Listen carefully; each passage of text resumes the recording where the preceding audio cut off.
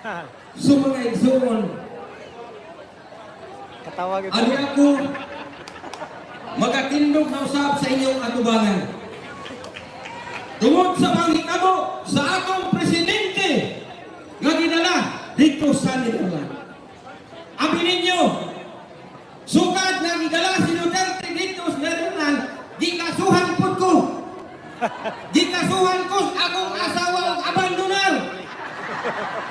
Tungod kay mugawas ko gikan sa balay alas 2 sa kadlaw moanghis Davao. Ug mauli ko alas 11 gabi. Pailan ko kaso. Pero giatuban ako. Kinsa na? Tingnan ako akong asawa. Masagtong ta ka. Ang akong pag-atog Davao dili ni suroy-suroy kun dili pagsuporta sa atong presidente. Ug iyang nadungog ang akong istorya. Naggakos siya sa ako Paggakos niya, nag-ingon ko, dismiss ang akong kaso. Mauna kitang taga Davao. Paningkamutan nato nga makauli ang atong presidente dinhi sa Pilipinas. Kaya ako sa katribo. Usa pa, katuig na akong nahimong kagawad. Pero ano na ko'y experience o ano na ko'y nakita sa pangitabo karon. Unang-una, ang nakita nako sa pagdakop kang Duterte, walay wala. Ako dili man ko bright, dili po ko bugo. Pag-closing sa among eskwelahan, ako ang persa ka ng bugo. Pero nakatawag kong panahon. Walay mo dakop, wala ang dakop, ulay ang wanan. Bakit mo kaya kang gasto, kay nabay resibo. Duterte! Duterte! Duterte! Duterte! Muna igsoon, kanong nangahas kog tindog dire. Kay aduna pod koy nakuha sukad nga nag-leader siya sa tibuok Pilipinas. Kami nga mga tribo kaniadto ginatamay, ginaudaog-daog ug wala makita sa dihang nakalingkod siya isip presidente itagaan mig pagkagad gihimuan mig kaugalingon nga banhaon. Palakpak mga tribo! Una, kaning pagbuhiling. Nakita nako sa eskwelahan sa una. Kami nga mga tribo ay lamang kasakit kay amigo manta dili ta kaaway. Sila naman ang atong kaaway. Muadto ang eskwelahan sa una, moingon ang mga bulanon, bago mo kawatag kabuk, dili mo tubo. Mubalos po na ang ngiti mo, bulanon, palakaw kinamos, nalubosog sabaw. Sinong bagay? Wala yan ang dili magsinong bagay, ang estudyante. Pero nga kitagaan niyang balaod, nga bawal ang magtamay sa usa ka tao, kay ang tao, sagrado, nga gihimo sa Dios. Kung gihimo man sa Dios, ang talang mga butang, sa kalibutan kita ang tao, sagrado, nga gibuhat ta sa Ginoo.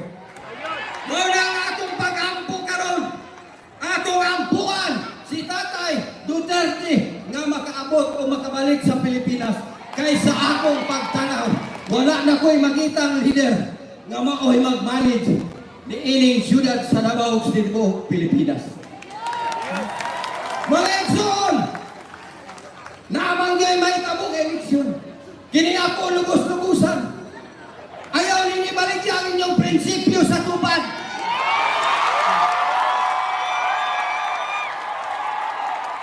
Ayaw ninyo balik ang inyong una-una sa AIT.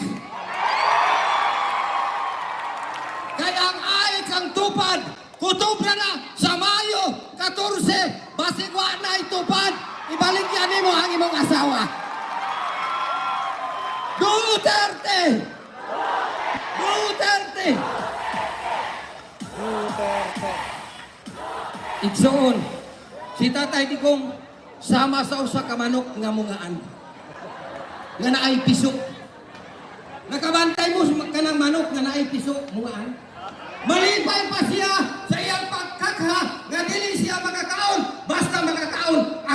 iyang piso, kita. Kung ato naman uwak, nga mo dahil aron pagdagit sa iyang piso, manalita niya sa iyang pako. Karon ang naitabo. Si Datay Digong, sultian tapos tinood, nakakita ko sa iyang yung nagsakay na siya ginuplano. Nag-number po na ng piling. Naginugto ko sa kukaw galimod. Ngaunta ka na mga butanga, dili nanay may kabukan niya. Kung ay tungod ni mo, tungod na ako, nahimo niya ka ng mga butanga. Ngano, ipaglaban ta niya. Kay dili siya gusto, nakitang tao sa siyudad sa Davao, sa Tibok, Pilipinas, nga maalaot ta. No! Dili ka muhawa, Gris Davao, oy. Dili na nga tao ang atong ginikanan.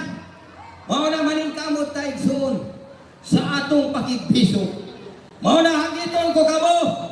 Dili hagit sa sinumbagay. Dili hagit sa sinagpaay.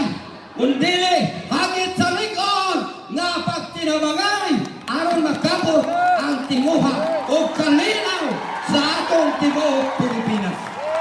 Katapusan, itamay nila ang atong mga kandidato kung kay suka lagi.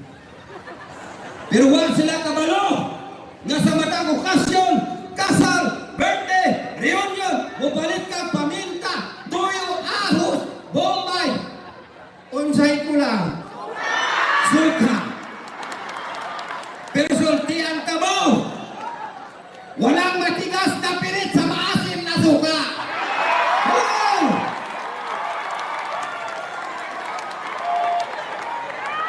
Pirit lang ang akong ginganlan daghang mag-isda. Tinuod dili. Ayaw mo pagpakawag paglao mga igsoon. Kay mo daog dito. Di ka mapili. Ang ako lang kabilin-bilin sa inyo ha. Mga kaigsuunan ko sa nagkalain-laing barangay. Mga tribo nga dili tribo. Hangyoon ko ang inyong kasing-kasing. Kasi tatay, di ko pwede na mag-selfie-selfie unta. Pwede na unta na siya magpahangin-hangin na lang.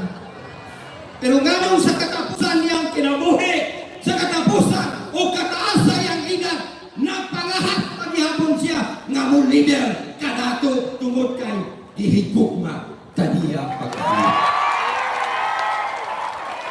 Suliringkat na sa kaladiyon, kung wala lang untay limit, pwede magbuntag tag istorya.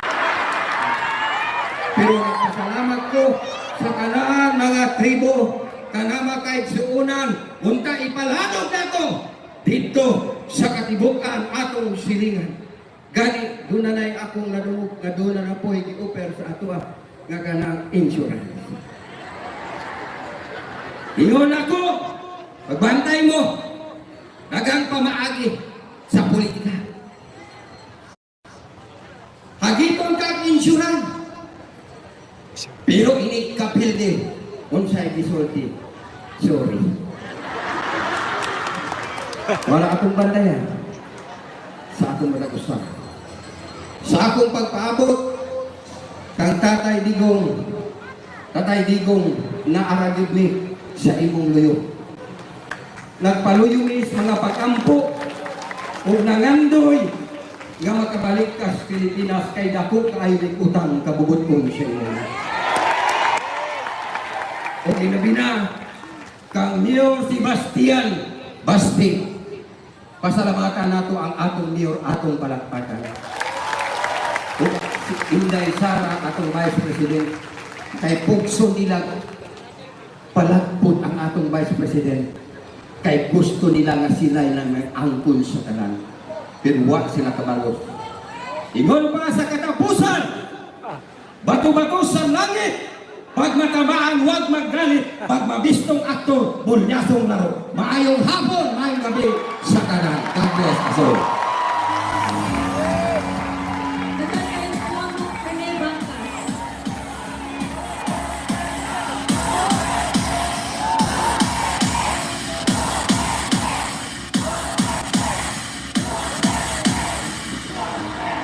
Ug karon para muhatag sa iyang mensahe kang PRRD gikan sa Davao LGBT Coalition, please welcome